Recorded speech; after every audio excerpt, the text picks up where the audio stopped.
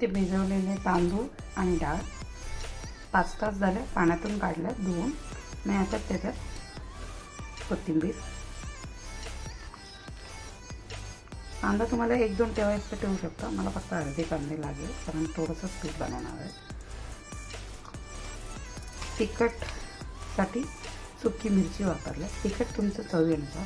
मला याच्यातलं 5 ते 6 सुकी मिरची टाकले. आलं, हिंग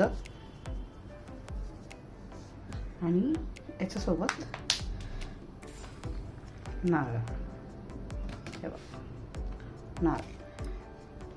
मीठ जेव्हा टाकायचं की हे वाटून झाल्यावर तुम्ही पीठ फर्मेंटेशनसाठी ठेवाल ना, फर्मंट झाल्यावर मीठ टाकू शकता, नाहीतर मीठ टाकून पण फर्मंट करू शकता.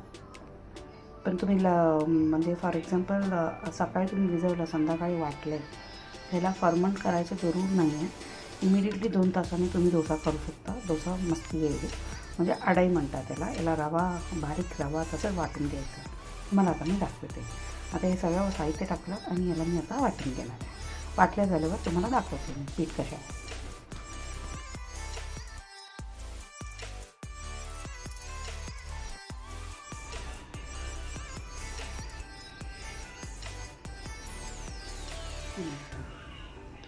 एवढा बारीक रवा पदार्थ त्याला करून घ्यायचा. पीठ बघून आता पीठ मी एका भांड्यात काढणार